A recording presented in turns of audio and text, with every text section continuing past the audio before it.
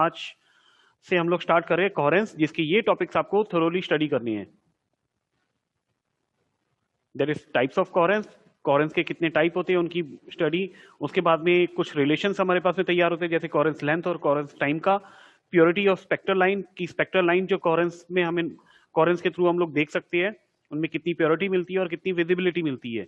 And the last one is relation between spatial coherence and the size of the source. ये सारे topics आपको coherence के अंतर्गत, coherence के अंडर आपको करने हैं। ओके, ऑप्टिकल फाइबर के बारे में हम लोग नेक्स्ट में बात करेंगे। आज हम लोग स्टार्ट करें कोहेरेंस। तो कोहेरेंस के सबसे पहले डेफिनेशन, आप लोग जानते हो कोहेरेंस क्या चीज होती है, जो पहले आप लोगों ने यूनिट 1 में भी पढ़ी थी, कि जब दो या दो से ज्यादा लाइट वेव एक दूसरे के साथ में कांस्टेंट फेज रिलेशनशिप मेंटेन करते हैं, तो उनको उन दोनों लाइट वेव्स को हम लोग बोलेंगे कोहेरेंट लाइट वेव्स, और उनकी इस नेचर को बोलेंगे कोहेरेंस। ओके, इसकी सही डेफिनेशन, एग्जैक्ट डेफिनेशन आपकी स्क्रीन पर विजिबल है अभी। तो कोहेरेंस हमारे पास में दो टाइप के होते हैं। First one is temporal coherence and another one is spatial coherence. इसका उच्चारण, इसका प्रोनाउंसिएशन बहुत ध्यान से करना। ये स्पेशियल है, इसको बोलते हैं स्पेशियल, ठीक है। तो यहां पर हम लोग अब बात करेंगे सबसे पहले टेम्पोरल कोहेरेंस की, कि किसी भी टाइम पर्टिकुलर या टाइम पीरियड के बीच में अगर लाइट वेव कोहेरेंस शो कर रही है, तो उस लाइट वेव को हम लोग बोलेंगे कोहेरेंट लाइट वेव। या फिर किसी भी एक लाइट वेव के डिफरेंट पार्टिकल्स किसी टाइम पीरियड के बीच में कोहेरेंस शो करे, कांस्टेंट फेज रिलेशनशिप मेंटेन करे, तो ऐसे पार्टिकल्स हमारे पास में टेम्पोरल कोहेरेंस शो करेंगे। इसको मैं अभी थोड़ी देर में आपको एनिमेशन के थ्रू भी एक्सप्लेन कर दूंगा। यहां पर हमारे पास में एक लाइट वेव आपको शो हो रही है जो कि पूरी तरह से कोहेरेंट है, पूरी तरह से। यहां पर कहीं भी हमारे पास में अगर दो पार्टिकल्स इसके कोई भी बात करें, तो उनके बीच में कहीं भी कोई फेज का फर्क नहीं आ रहा। हर पार्टिकल एक दूसरे के साथ में लगातार एक ही फेज डिफरेंस मेंटेन करेगा। ओके, लेकिन अगर इसी तरह की लाइट वेव हम लोग इस तरह से देखें, जैसे कि आपकी स्क्रीन पर बहुत हल्के से में नजर आ रही होगी, क्योंकि मैं इसके ऊपर ही दूसरी लाइट वेव बनाऊंगा। हमारे पास में किसी भी सोर्स से निकलने वाली लाइट कुछ इस तरह से होनी चाहिए, बहुत हल्के कलर की दिख रही होगी, विजिबल है ना। अब मैं क्या कर रहा हूं कि एग्जैक्ट हमारे पास में होता क्या है, किसी भी रियल सोर्स के थ्रू, किसी भी रियल सोर्स से जब लाइट निकलती है, तो कुछ इस तरह से, ये रेड वाली लाइट वेव, ये किसी भी एक टाइम पीरियड के बीच में कुछ इस तरह से साइनोसॉइडल या साइन वेव की तरह बिहेव करती है। लेकिन किसी एक टाइम के बाद में, जैसे ये जो मैंने टाइम पीरियड आपको शो किया है, इस टाइम पीरियड के बाद अचानक इसके फेज में या इसके एंगल में चेंज आ जाता है, जो कि आपको इस तरह से नजर आएगा। इसको जाना था इस ब्लू कलर की जो बिल्कुल हल्की लाइन आपको दिखाई दे रही है ब्लिंक करते हुए, इस पर, लेकिन सडनली इसके अंदर कुछ ना कुछ फेज में इसके चेंज आ जाता है। यहां पर इसके एम्पलीट्यूड में चेंज मत सोचना, this is a difference in phase, ये इसके फेज में फर्क आ गया है। तो ये फेज इसका कुछ इस तरह से चलते हुए ये लाइट वेव यहां तक चलती है, इस पॉइंट से लेकर लाइट वेव इस पॉइंट तक पूरी तरह से कोहेरेंट रहती है, मतलब कि हर पार्टिकल एक दूसरे के साथ में लगातार एक ही डिफरेंस पर मूव कर रहा है। लेकिन जैसी लाइट वेव इस पॉइंट पर पहुंची, मतलब कि इस टाइम इंस्टेंट पर पहुंची, इसने फिर से अपना फेज चेंज कर लिया, जैसे कि आपको नजर आ रहा है अभी, इतना फेज डिफरेंस इसमें जनरेट हो गया। तो यहां जो लाइट वेव चलनी चाहिए थी वो आपको बैकग्राउंड में चलते हुए नजर आ रही है लगातार, लेकिन इसने यहां पर अपना चेंज अचानक कर लिया, जिसको हम लोग बोलते हैं अब्रप्ट चेंज।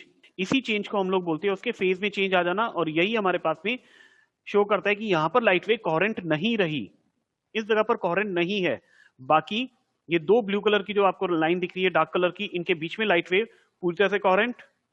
ये रेड कलर वाली जो आपको दिखाई दे रही है, ये रेड कलर में रहते रहते कोहेरेंट, और ये येलो कलर की लाइट वेव जो कि इतने बड़े डिफरेंस पर है, इतने बड़े टाइम पीरियड में कोहेरेंट रहेगी। ओके, तो यहां पर हम लोग इन चीजों को बोलेंगे टेम्पोरल कोहेरेंस, इनकी नेचर को। और जिस टाइम पीरियड के लिए लाइट वेव कोहेरेंट रहती है, उस टाइम पीरियड को हम लोग बोलेंगे कोहेरेंस टाइम। ये सभी जो टाइम डिफरेंसेस आपको नजर आ रहे हैं, ये हमारे पास होंगे कोहेरेंस टाइम, और इनको हम रिप्रेजेंट करते हैं टॉ से। ओके, और टॉ हमारे पास में किसी भी एक रियल सोर्स के लिए 10⁻⁻10 सेकेंड के लिए ही होता है। किसी भी रियल सोर्स के लिए tau, that is coherence time, is 10⁻10 second. Okay, तो अब इसी चीज को समझने के लिए मैं एक दूसरा एनिमेशन काम में ले रहा हूं, जिसमें अब मैं काम में लूंगा डिस्प्लेसमेंट एक्सिस, और एक्स एक्सिस पर हम लोग लेंगे फेज एंगल, जिसको आप लोग कुछ इस तरह से शो करते थे। कोई लाइट वेव, ये पूरी तरह से हमारे पास में साइनसोइडल लाइट वेव है, लगातार इसमें हर पार्टिकल एक दूसरे के साथ में कांस्टेंट फेज बना रहा है, और हर एक पॉइंट इसका, जिसको हम लोग एंगल्स की फॉर्म में ले रहे हैं, वो सारे पॉइंट्स आपके पास में होंगे कुछ इस तरह से। इससे आपको पता चलता है कि ये लाइट वेव साइनसोइडल है, मतलब कि 0 पर ये 0, π/2 एंगल पर मैक्सिमम, पाई पर 0, 3π/2 पर मिनिमम, मतलब कि -1। तो इस तरह से हमारे पास में ये पूरी एक वेव साइनसोइड फॉर्म में दिखाई दे रही है। लेकिन अगर इसमें अगर हम लोग दो पार्टिकल्स की बात करें, पॉइंट ए और बी पर, या दो पार्टिकल ए और बी, स्क्रीन पर नजर आए आपको येलो कलर के, इन दोनों पार्टिकल्स के मोशन की अगर बात करें, तो इनका मोशन किसी एक पर्टिकुलर टाइम पीरियड में, जैसे कि मैंने यहां पर 6 सेकंड का टाइम लिया हुआ है, ये दोनों पार्टिकल 6 सेकंड तक ट्रेवल करेंगे, और उसके बाद में हम लोग चेक करेंगे क्या इनके बीच में जो फेज का डिफरेंस है वो कितना है, मींस दिस। अब आप लोगों का काम है, आप लोगों को बताना है कि ये फेज का डिफरेंस कितना है। सर मैं बता दूं? हाँ सत्यम, तुम बता दो 3π/2। कैसे किया।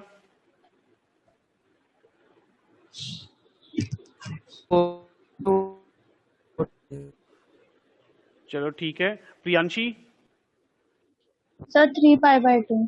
कैसे करोगे इसको। सर पहले का π/2 और फिर π/2, मतलब जो स्टार्टिंग में था वही लास्ट में भी होगा, बिकॉज वो सेम फेज चल रहा है। ठीक है, यहाँ पर जैसे प्रियांशी और सत्यम ने हमें बताया कि इनके बीच में जब फाइनल पोजीशन पर हमने देखा, इन दोनों फाइनल पोजीशन पर दोनों के बीच में फेज डिफरेंस यहाँ पर आएगा 11π/2, ये angle 11π/2 - 4π, that is equal to 3π/2। Okay, और इनिशियली अगर देखोगे तो इनिशियली भी मैंने यहाँ पर दिखा दिया था, लेकिन लिखा नहीं था, 2π - π/2 इज 3π/2। ये जो येलो कलर का एरो आपको नजर आ रहा है, ये इनिशियल फेज या इनिशियल इन दोनों का फेज डिफरेंस है, दैट इज 3π/2। और अभी भी हमारे पास में ये 3π/2 है, राइट। तो इट मीन कि ये जो दोनों पार्टिकल है इस वेव पर 6 सेकंड तक ट्रेवल करने के बाद में, 6 सेकंड तक ट्रेवल करने के बाद भी कांस्टेंट फेज रिलेशनशिप शो कर रहे हैं। जो पहले था वही फेज अभी भी है इनके बीच में डिफरेंस। तो ये दोनों पार्टिकल इस वक्त कोहेरेंट है। ओके, इस टाइम ये दोनों कोहेरेंस शो कर रहे हैं। फाइन, अब अगर हम लोग बात करते हैं वैसे ही दो पार्टिकल्स की जो उन्हीं ए और बी पॉइंट्स पर रखे हुए हैं, ए और बी पर, और दोनों के बीच में इनिशियल फेज है 3π/2 का। आई रिपीट, ए और बी हमारे पास से दो पार्टिकल्स दोबारा लिए मैंने, इनके बीच में फेज डिफरेंस है 3π/2 का। ये भी हमारे पास में 6 सेकंड तक के लिए ट्रेवल करेंगे, और ट्रेवल करने के बाद में कुछ इस तरह से आ जाते हैं। अब इन दोनों के बीच में फेज डिफरेंस जो पहले 3π/2 था, अब पाई हो गया, तो कांस्टेंट फेज रिलेशनशिप तो रहा ही नहीं। तो ये जो वॉयलेट कलर के दो पार्टिकल्स जो मैंने यूज किए, ये दोनों कोहेरेंट नहीं होंगे, मतलब 6 सेकंड के लिए ये दोनों कोहेरेंट नहीं है। लेकिन येलो कलर के जो दो पार्टिकल उन्हीं दो जगह से स्टार्ट हुए थे, वो कोहेरेंस शो कर रहे हैं। ठीक है, तो इस तरह से हमारे पास में एक ही वेव के पार्टिकल्स के बीच में आप कोहेरेंस को रिप्रेजेंट कर सकते हो। तो नेक्स्ट हमारे पास में स्पेशियल कोहेरेंस। स्पेशियल कोहेरेंस की भी डेफिनेशन आपको स्क्रीन पर नजर आ रही है, और मैंने इसके बारे में बताया था कि spatial coherence is dependent on space. ये कोहेरेंस हमारे पास में स्पेस, कितनी दूरी, कितनी डिस्टेंस तक वेव ट्रेवल कर रही है, उस डिस्टेंस पर डिपेंड कर रही है।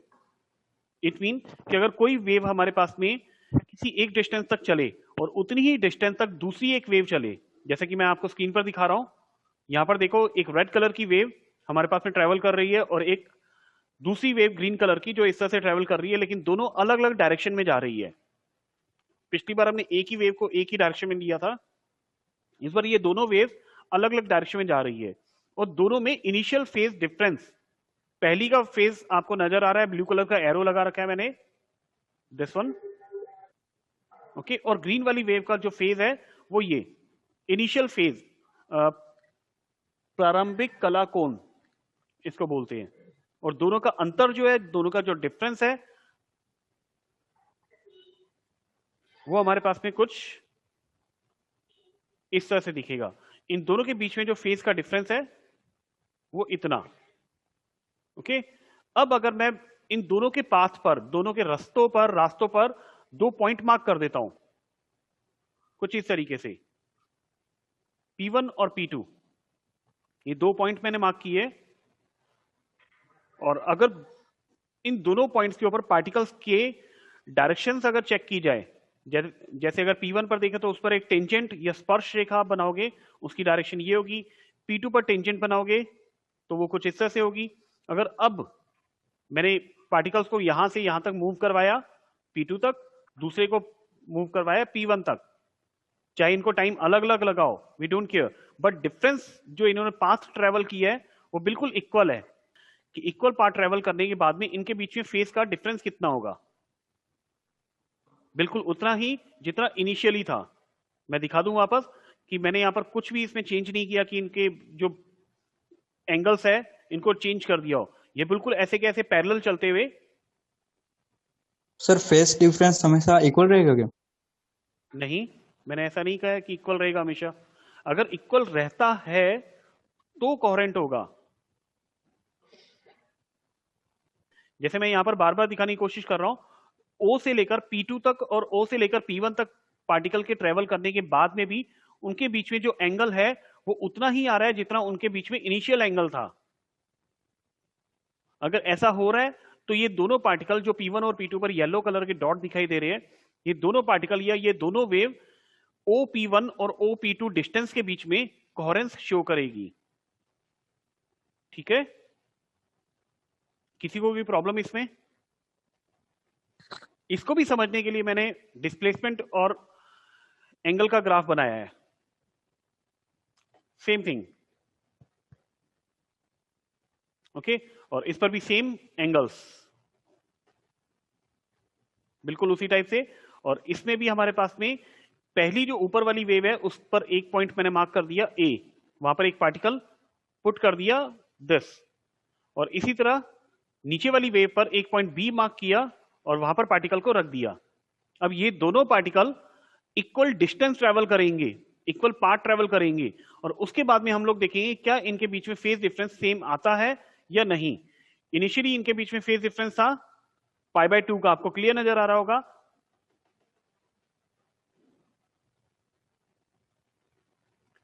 इसकी इनिशियल पोजीशन और इसकी इनिशियल पोजीशन, ये तो दोनों के बीच में फेज का डिफरेंस हो जाएगा π/2, पाई माइनस π/2। ओके, जब ये दोनों पार्टिकल इस तरह से इक्वल डिस्टेंस ट्रेवल करते हैं तो इस डिस्टेंस को ट्रेवल करने के बाद में अगर इन दोनों के बीच में फेज का डिफरेंस देखोगे तो 9π/2 माइनस 4π इज π/2। इसका मतलब कि ये दोनों पार्टिकल एक दूसरे के साथ में कांस्टेंट फेज रिलेशनशिप शो कर रहे हैं, तो हम कह सकते हैं कि ये दोनों पार्टिकल एक दूसरे के साथ में कोहेरेंट है। वो जो डायग्राम दिखाया था जिसमें फेज डिफरेंस ट्रेवल कर रही थी, रुको एक मिनट, कौन से वाला? इसमें ये फिफ्थ, हाँ ये वाला फिफ्थ। हाँ बोलो। इसमें ये टाइम इंटरवल सेम नहीं होगा क्या?